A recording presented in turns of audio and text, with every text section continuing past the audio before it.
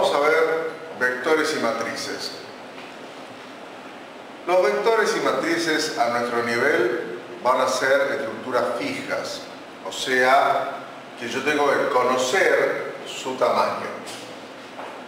Y vamos a utilizarlas por el momento básicamente para sustituir a los switch. No significa que los switch desaparezcan. Por ejemplo, si tenemos que hacer un menú, sigue existiendo el switch,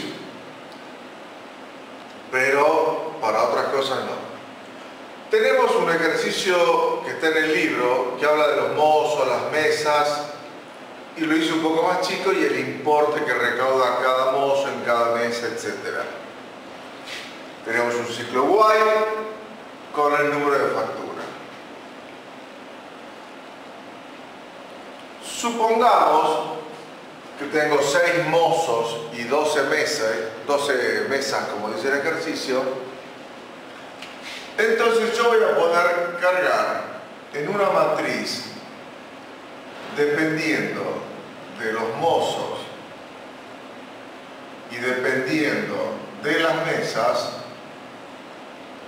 ¿qué cosa? El importe. Voy a ir acumulando, dependiendo de la mesa y de el mozo, el importe.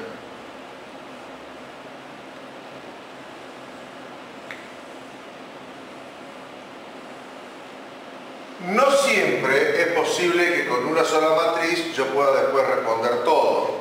Hay veces que tendré que guardar vectores, matrices, etcétera, etcétera. Pero para el ejercicio y para mostrar las distintas operaciones que hay con matrices y vectores, vamos a utilizar una sola. Quiere decir que en este momento yo tengo una matriz donde tengo 6 mozos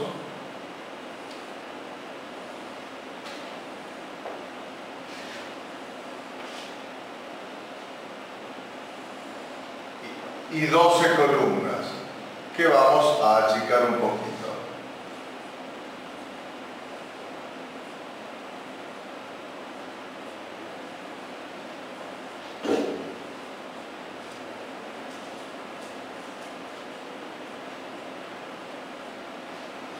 Supongamos que tengo los 6 mozos. ¿Qué pasó en 3 mesas? Entonces, vamos a empezar a responder cuestiones.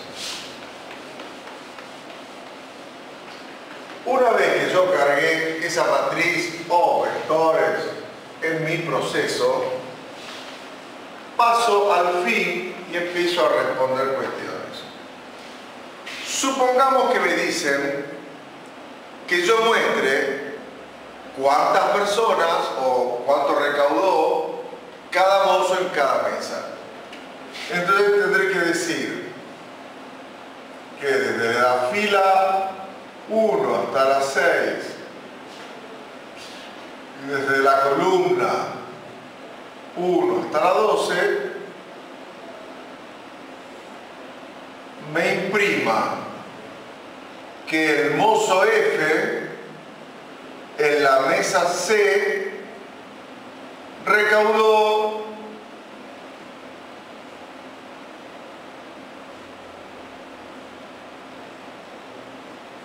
tantos pesos, atendió tantas personas. Por supuesto, si hablamos de pesos es una matriz, si hablamos de personas será otra matriz.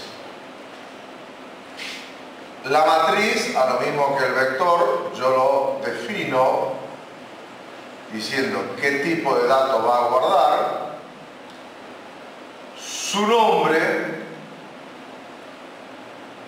y el tamaño.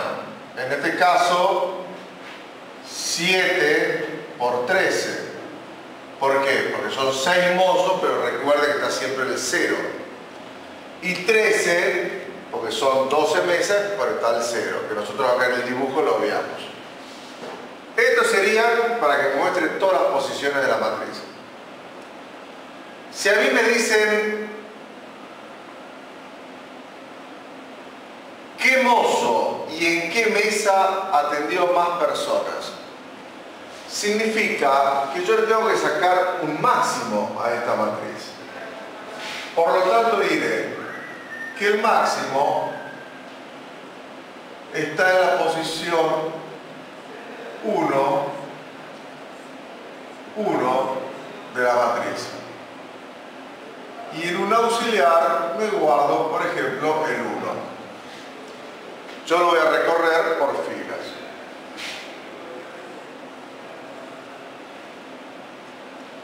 A partir de ahí le digo que desde la fila 1 hasta la 6 y desde la columna 1 hasta la 12, pregunte si hay alguna posición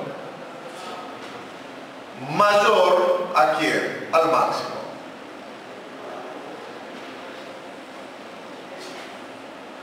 Si le encuentro, me guardo el máximo esa posición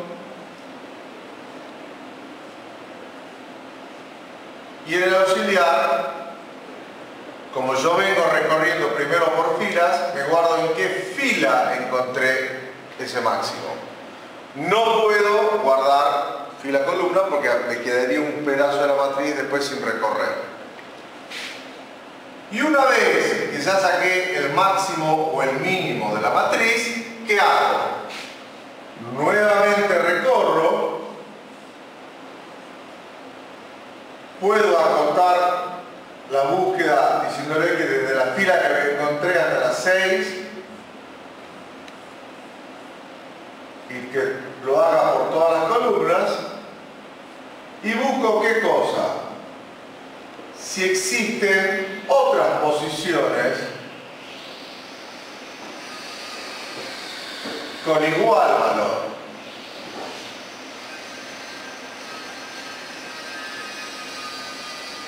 Y entonces le diré que el valor máximo, la cantidad máxima de personas, el importe máximo o el mínimo, da lo mismo, es tal y que lo hizo el mozo F en la mesa C. De esta manera yo saqué un máximo general de la matriz.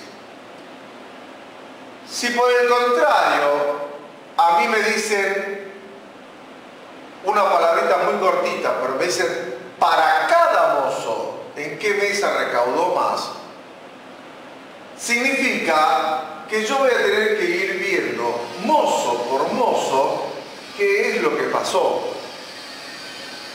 Y ya no es general. Por lo tanto, este diagrama cambia en lo siguiente.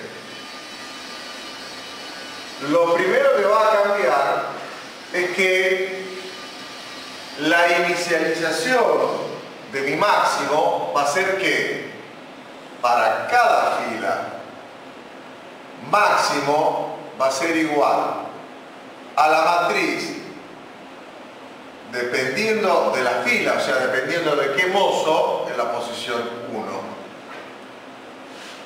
De esta manera, cuando yo esté en el mozo 1, el máximo va a ser el 6, en el mozo 2, el 8, y así sucesivamente.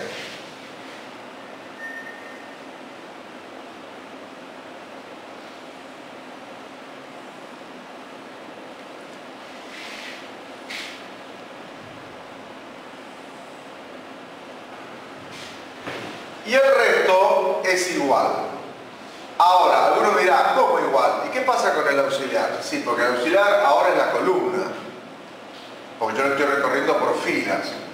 Entonces, acá el auxiliar pasa a ser la columna. Mi recorrido va a ser desde la columna 2 en adelante, porque la 1 la puse yo a propósito como inicial. Y acá, cuando acote, va a ser desde la columna donde encontré hasta la 12. ¿Estamos? Todo el resto es lo mismo. Quiere decir, en el método anterior yo tenía un máximo general de la matriz. En este método tengo un máximo por fila. ¿Por qué? Porque comencé por las filas. Si alguien quiere hacerlo por columna, y bueno, hay que dar vuelta, ¿qué cosa? Los ciclos. Hay que ir para cada columna viendo qué es lo que pasa en cada fila. Muy bien. ¿Qué más podemos hacer con una matriz?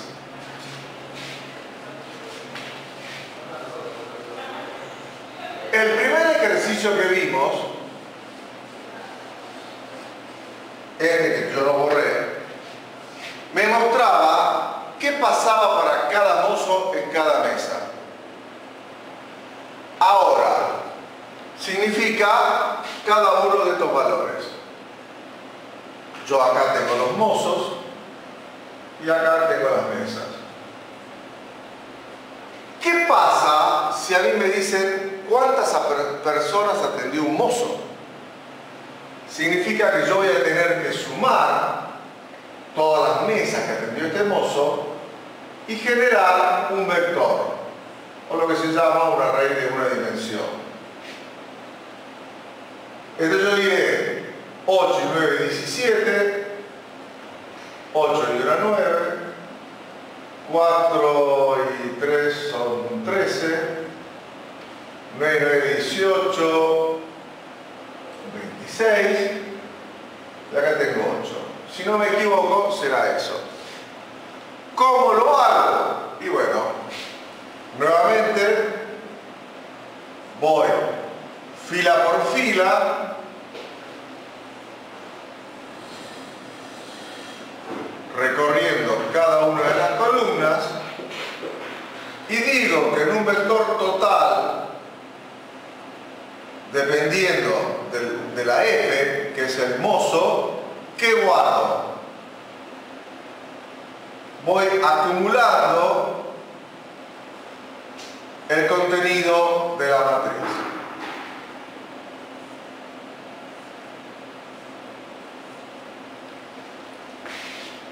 Y entonces, cuando yo después imprima este vector, hago un ciclo desde i igual de 1 hasta 6, ¿qué voy a decir? Que el mozo I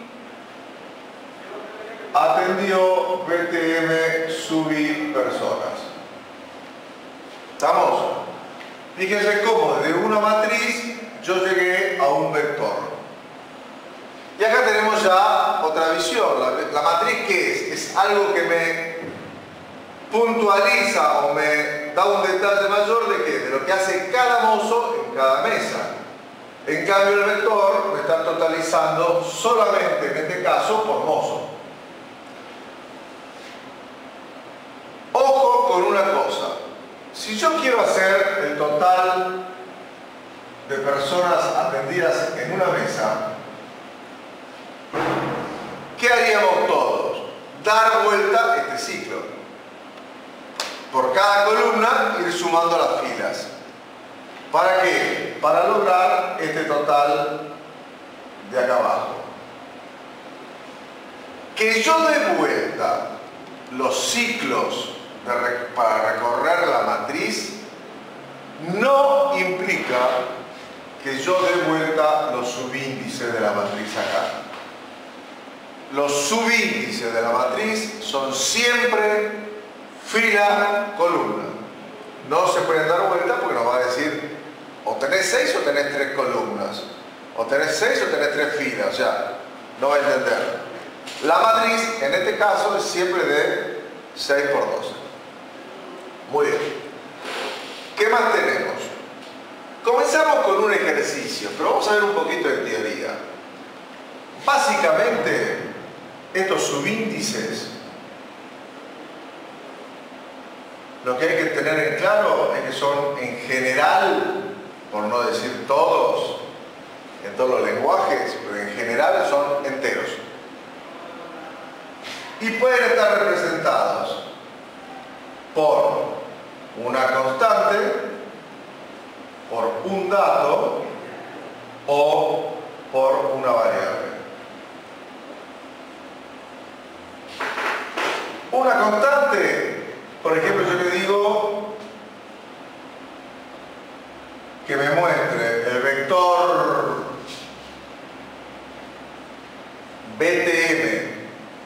la posición 2.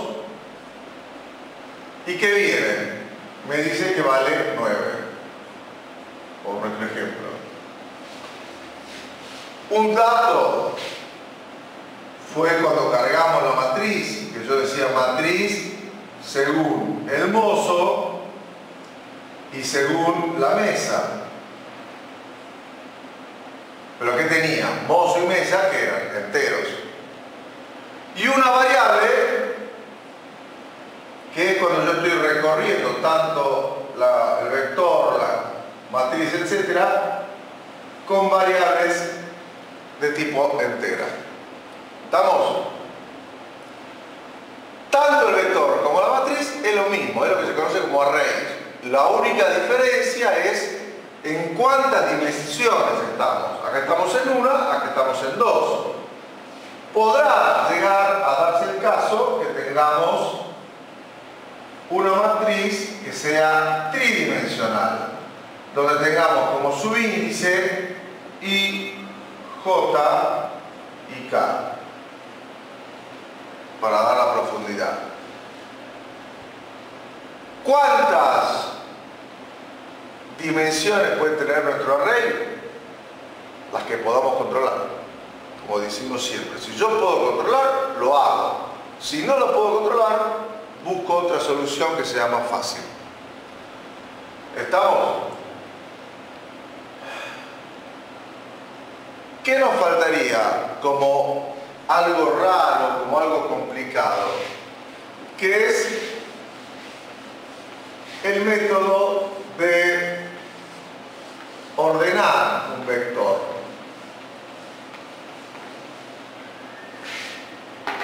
Para ordenar un vector, supongamos que yo tengo aquel vector que es 17, 9, 13, 26 y 8. Me dice que el mozo 1 atendió 17 personas, el mozo 2, 9 personas. Si yo esto lo ordeno en forma ascendente, que me quede 8, 9, 13, 17 y 26, ¿qué ocurre? Que el mozo 1 atendió 8 personas y no 17 como estaba originalmente. Entonces, cuando nosotros hacemos estos ordenamientos, conviene generar un vector auxiliar a donde yo me guarde los subíndices originales que me están representando a quién, a los mozos, a las mesas, a los artículos, a lo que sea. ¿Para qué? Para que cuando yo ordene el vector cantidad de personas, este vector acompañe, o sea que acá me quede el mozo 5, en el 9 me quede el mozo 2, en el 13 el mozo 3, 17 el mozo 1 y 26 el mozo 4. Este vector está ordenado.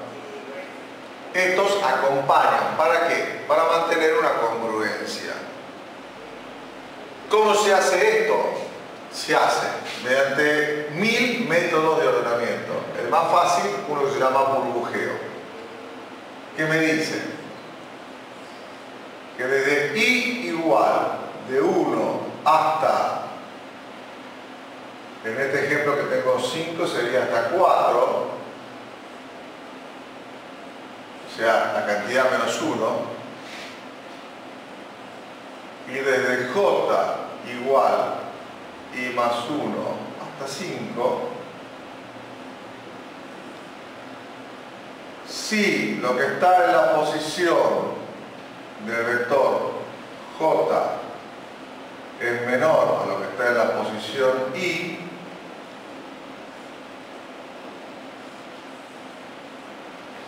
si lo que está en la posición 2 es menor a la 1, la posición 3 es menor a la 1, la posición 4 es menor a la 1, lo vaya rotando. Ahora, ¿qué pasa? Yo no puedo poner el 9 acá, porque este lo perdí. El 9 lo piso. matriza, perdí este dato. Entonces hay que triangular.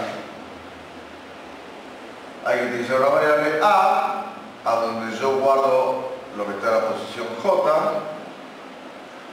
Después, a donde está la posición J, yo le coloco la posición I. Y a donde estaba la posición I, coloco lo que guardé en la variable auxiliar. Acá tengo este vector. Y este otro vector, que es el vector auxiliar, hago exactamente lo mismo. ¿Para qué? Para que mantenga una coherencia.